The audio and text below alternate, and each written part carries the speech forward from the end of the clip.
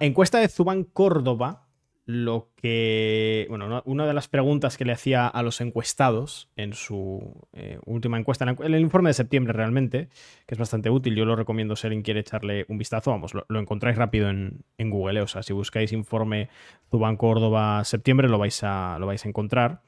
Cerraban, ahora vamos a ir por las cosas pormenorizadas, pero entramos con esto. Cerraban con la pregunta, o al menos cerraban en el informe presentando las respuestas de la última pregunta, que era, pensando en las elecciones legislativas del año que viene, sabéis que a finales del 2025 Argentina tiene elecciones legislativas en las que se renuevan la mitad de la Cámara de Diputados y un tercio del Senado. Lo importante no es tanto los asientos que se reparten en esas elecciones legislativas, que también, porque de hecho Milei necesita reforzarse políticamente en el poder legislativo.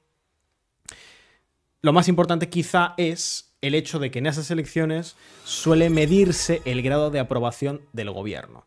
Suele ser una primera gran encuesta, es decir, un primer momento de expresión política en el que la gente puede decir si está a favor o no está a favor del gobierno, del presidente. Es casi como un plebiscito, aunque tenga consecuencias legislativas, es casi como un plebiscito político sobre la figura del presidente. Y además hay que matizar que en las elecciones de medio término, en esas legislativas a mitad de mandato, siempre suele irle peor al gobierno, al presidente, de lo que le fue en las presidenciales antes y de lo que posiblemente le iría, si la tendencia es igual, en las presidenciales 2 años después. Fue el momento en el que perdió Néstor Kirchner, perdió Cristina Kirchner en un momento, perdió Macri, perdió Alberto Fernández, y es previsible que Milei pierda las elecciones legislativas, casi por una tendencia histórica del país de que se suele movilizar mucho más el votante antioficialista que el votante pro-oficialista. Bueno, muchas gracias a Tic por esas 2 subs. Muchísimas gracias. Siempre ahí dejando el apoyo en el chat, Tic. Vamos, nuestra gran mecenas en los últimos tiempos, junto con Village, Mandacaray y otros tantos, con Juance también que veo por ahí. Bueno, muchísimas personas. Muchas gracias a Tic en particular por esas 2 subs de regalo. Por fin llegamos a ese objetivo que nos habíamos puesto al inicio del directo, que en realidad lo teníamos del directo de ayer. Nada, muchísimas gracias por el apoyo. Sabéis que es gracias a eso que podemos preparar, por ejemplo, la gigantesca cobertura sobre las elecciones presidenciales en Estados Unidos. Así que gracias, Tic. Y para agradecértelo, pues voy a seguir con el tema que, como sabes, me encanta y además pues es muy interesante esta encuesta. Bien. Empezando por el final. 51% declaró en esta encuesta que votaría, sin definirlo muy en concreto, a algún espacio que sea opositor al gobierno de Javier Milei. Al tiempo que un 37,9%, que no está nada mal, hay que decirlo, votaría a favor de cualquier espacio político, algún espacio político que defienda la gestión del presidente Javier Milei. Aquí hay que poner matices históricos. Las elecciones a través de las cuales Milei llega a la Casa Rosada, él obtiene, lo recordaréis, un 30% en las elecciones en primera vuelta, que digamos que eso era en primer momento su núcleo duro, y después en la segunda vuelta un 55%, 56% contra Sergio Massa. El 30% más o menos del electorado era gente que ya estaba convencida de Milei antes siquiera del balotaje, antes siquiera de las PASO, de hecho de las primarias, y el resto fueron votantes fundamentalmente antiperonistas de Juntos por el Cambio, sus sectores, ¿no? La Unión Cívica Radical, el peronismo cordobés, que eran antikirchneristas o antiperonistas o anti-Unión por la Patria Frente de Todos. Eso está cayendo, estamos por encima de un 50% de gente que diría que está en contra del gobierno de Javier Milei, que votará en contra del gobierno de Javier Milei, y un 11% que está entre medio. Y aquí con los indecisos siempre se suele hacer una interpretación tramposa. El oficialismo dirá que a esos indecisos los va a convencer, mientras que la oposición dirá que a esos indecisos realmente están transitando hacia el no, hacia estar en contra del gobierno. Yo lo cogería con pinzas. Esos indecisos dependen mucho de la campaña y de muchos factores, ¿vale? Lo importante es... gracias, por cierto, a Koshone por esa sub de regalo que deja también en el chat.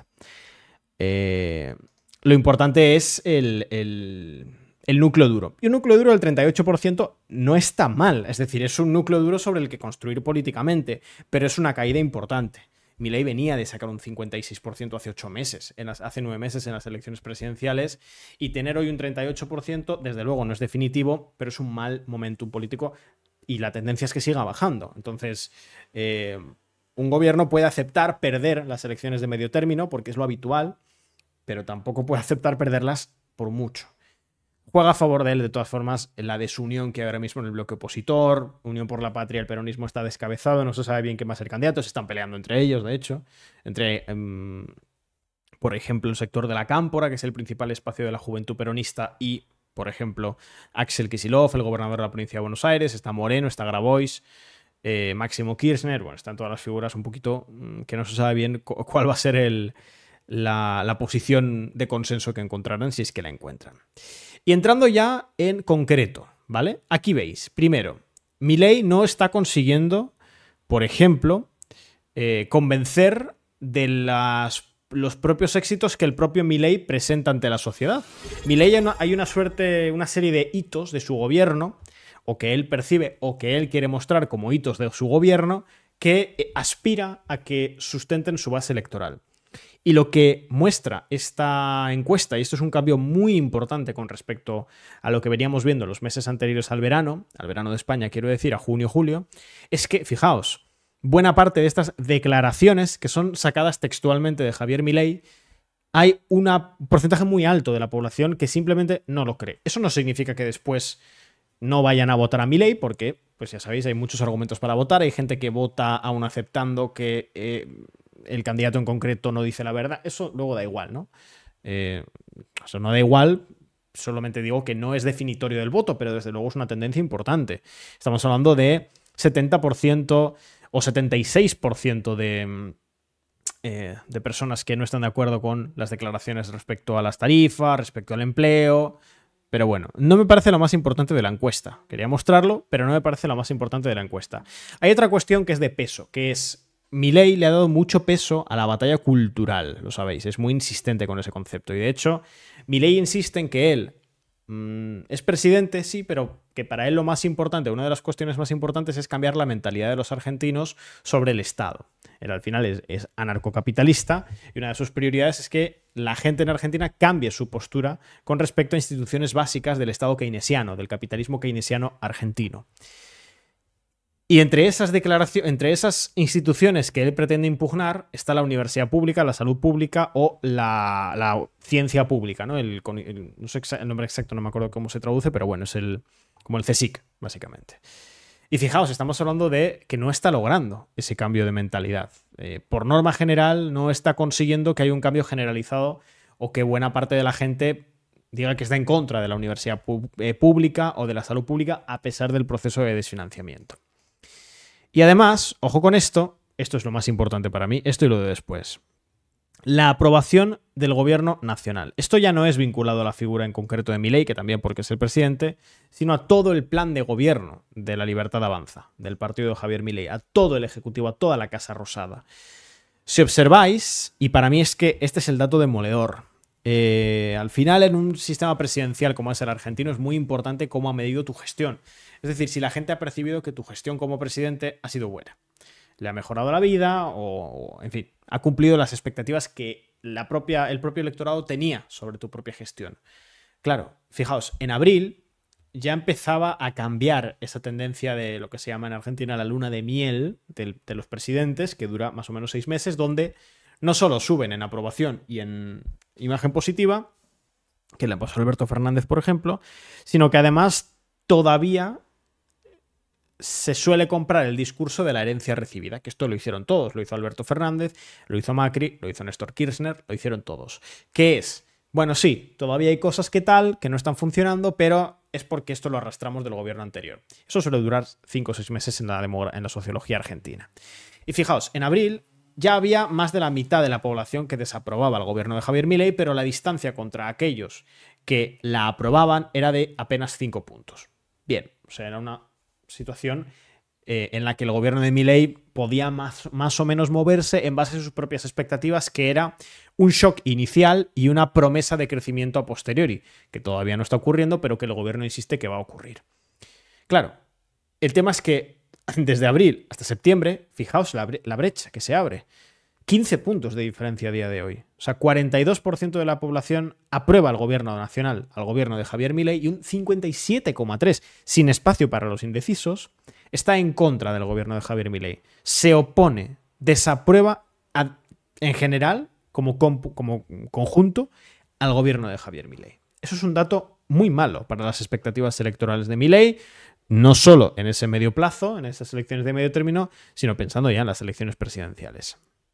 Gracias, por cierto, a Manu Pogo por esa suscripción de regalo que he dejado también en el chat. Oye, muchísimas gracias. Estáis ahí a tope con el apoyo en el chat. Muchísimas gracias. Bien, ¿qué más? A ver. Vale, bajamos un poquito. Este también me parece... insisto, aquí yo no estoy virtiendo, no soy... Lo que digo siempre, ¿no? Yo no soy economista. Tengo algunas nociones, me informo, y en particular de la economía argentina me gusta informarme, pero siempre a través de otros economistas, tanto economistas liberales como economistas keynesianos, otro tipo de economistas. Entonces yo no voy a hablar de esto, no voy aquí a decir que las respuestas de la gente son correctas, incorrectas o medias. Lo que pasa es que en términos políticos, al final, en un sistema presidencialista, en el que no parece que la posibilidad de un fraude o de una toma por la fuerza del poder esté encima de la mesa, sino que todavía sostiene sus lógicas de transición de poder por la vía institucional, pues lo más importante es qué opina la gente.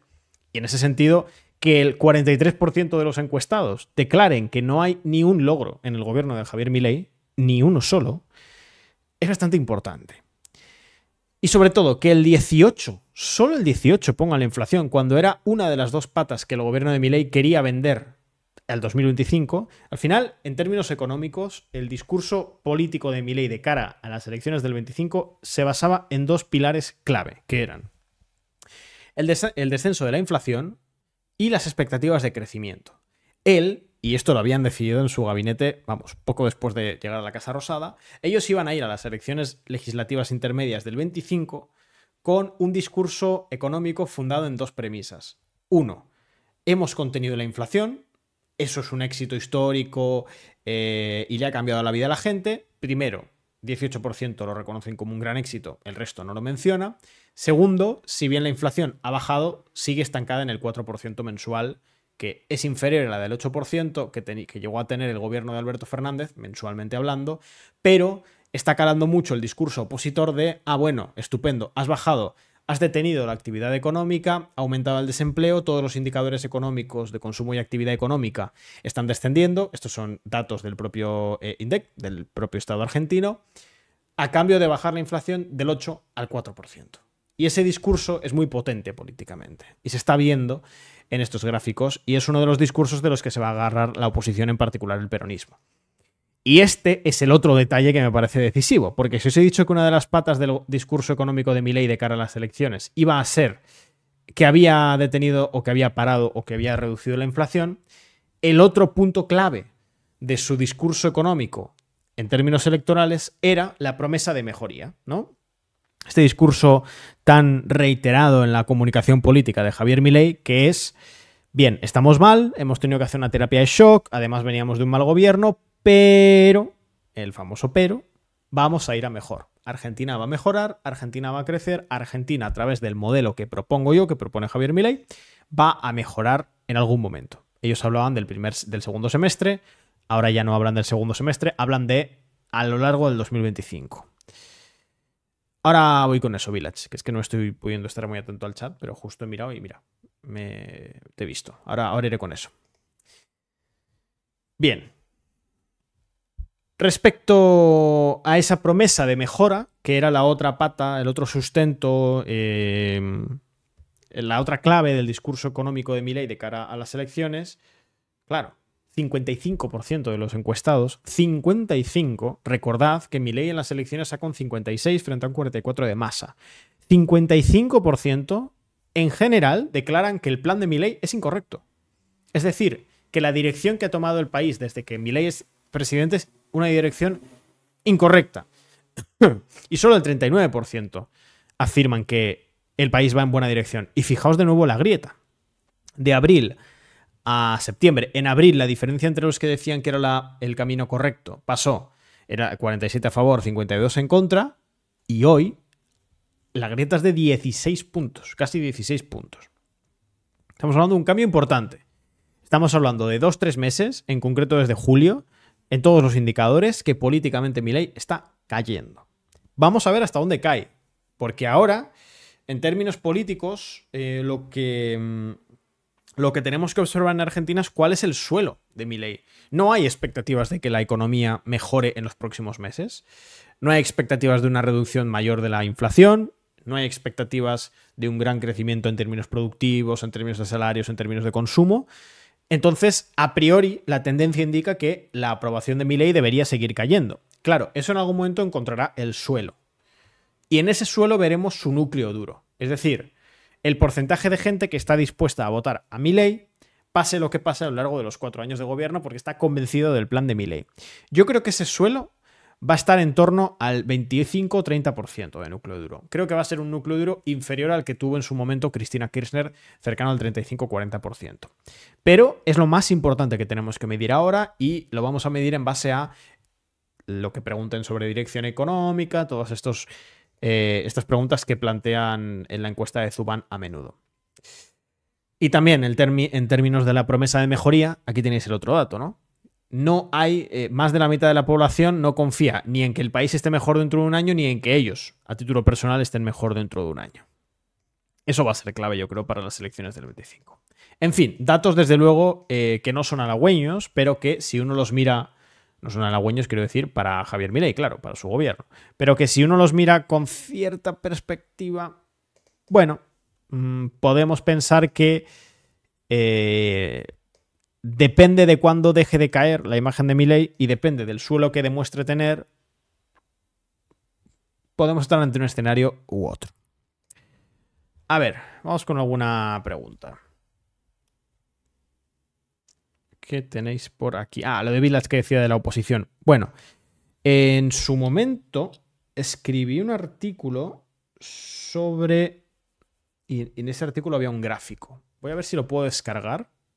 Un momento y os lo pongo por aquí. Porque escribí un artículo en Descifra hace no mucho. Si no me equivoco, a ver, que tengo la fecha aquí, lo escribí, fue después del de 6 meses. Mira, publicamos el 17 de agosto, hace ya más de 2 meses, sobre el mapa de la oposición en Argentina. Y para ese artículo aproveché e hice un gráfico con los principales actores del mapa opositor argentino. Me pareció que merecía la pena. Así que da un momento que os lo comparto, ¿vale? Tengo que descargar, que es que lo tenía en el artículo, no recuerdo dónde lo tengo en carpeta, entonces mejor si lo descargo directamente. Porque así con el mapa delante, Village, te puedo responder mejor. Y más que te pueda responder mejor es que, bueno, lo vas a tener el apoyo visual, que yo creo que siempre es mejor. Puede que haya habido cambios en términos de liderazgos y tal, o en dónde colocaría ahora a estos distintos dirigentes en el eje oposición, oficialismo, izquierda-derecha.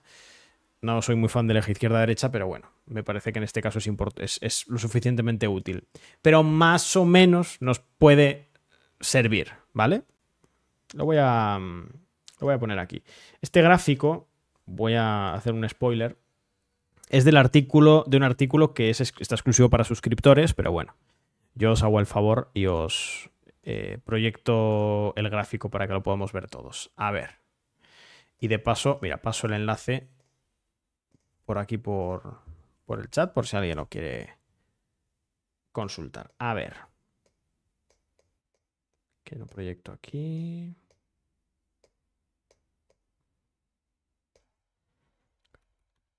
Vale.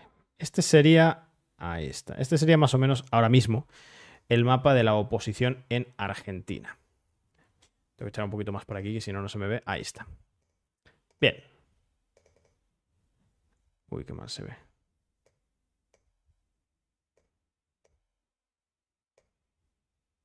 Ahora. Vale. Village, que tú habías hecho en concreto esta pregunta.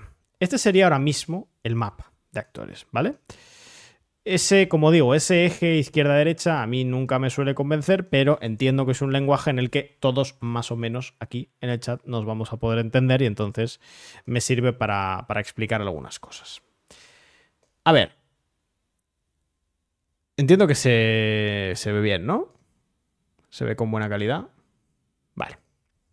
Ahora mismo digamos que me faltarían nombres, porque siempre se puede ampliar, ¿no? Pero bueno, como estaba pensado de cara a posibles proyecciones presidenciales de cara al 2027, me decanté por una serie de nombres que a día de hoy suenan con fuerza en sus distintos espacios políticos, pero esto, vamos, iba a decir, ¿puedo cambiar? No, cambiará, cambiará.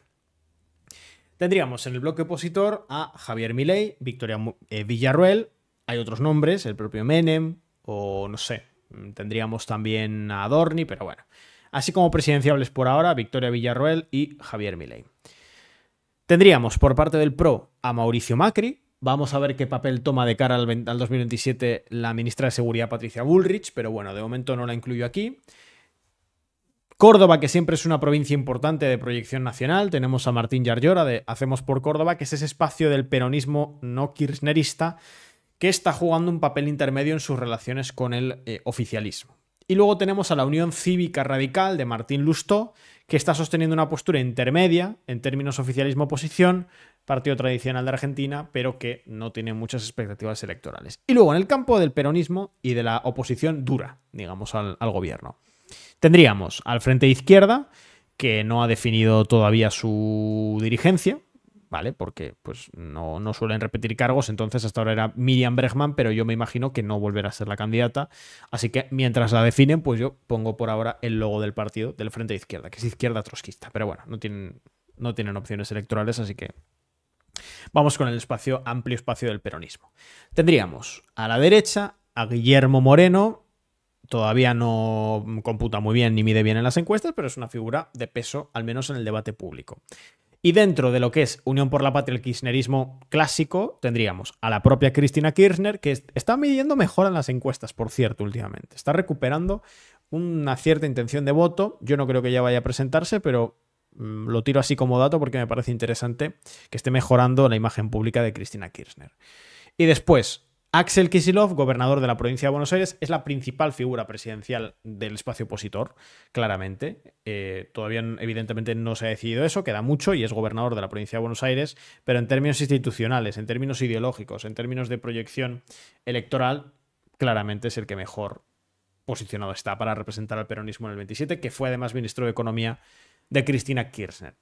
Ricardo Quintela, quien es, de hecho, gobernador de La Rioja, que es en la práctica como gobernador es quizá el gobernador que más confrontativo está siendo con el gobierno de Milei. Creó esta especie de moneda regional de los chachos, se llamaron así, para pagar a los trabajadores públicos. Y Juan Grabois, que es el representante más bien de la izquierda nacional dentro del espacio político de Unión por la Patria. Este sería un poco el mapa de cara al 2027.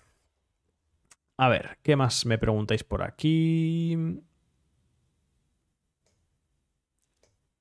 Y la situación del Partido Comunista de Argentina, marginal. Es un partido totalmente marginal. Está el Partido Comunista Argentino, que es marginal, y luego está el Partido Comunista Congreso Extraordinario, el PCC, que está dentro de Unión por la Patria, pero también es marginal. O sea que en la práctica no hay mucho más. Las luchas del poder del peronismo son fundamentalmente por cuestiones de liderazgo. Hay alguna cuestión programática, alguna cuestión de campaña, alguna cuestión de estrategia, de táctica, pero no son diferencias de fondo, técnicamente. Bueno, quizás sí, si incluyes a Guillermo Moreno en esa discusión, pero más allá de ahí. Sí, es que hay muchos Vitus. Pero como en todos los países occidentales, siempre que hablamos de partidos comunistas, partidos de izquierda, pues hay 700. Bueno, Anzur, te recomiendo el propio INDEC, que es el Estado argentino. No me acuerdo el nombre, el equivalente, pero bueno, es el Centro de Estadística de Argentina. INDEC, tal cual suena, INDEC, y vas a poder ver los datos de consumo y demás. Virach, es una situación un poco así, es como que está complicado tanto para la oposición como para el oficialismo, entonces a día de hoy ganará el que no pierda, o sea, es una cuestión un poco rara, el que menos pierda, el que menos mal resultado saque. Yo desde luego para 2025, si la situación política en Argentina sigue en esta dirección, creo que una de las pocas cosas de las que podemos estar seguros es de que va a haber una poca participación política, que es algo no habitual en Argentina. Gracias a Mick Paer que lo pasa por ahí. Exacto, el INDEC.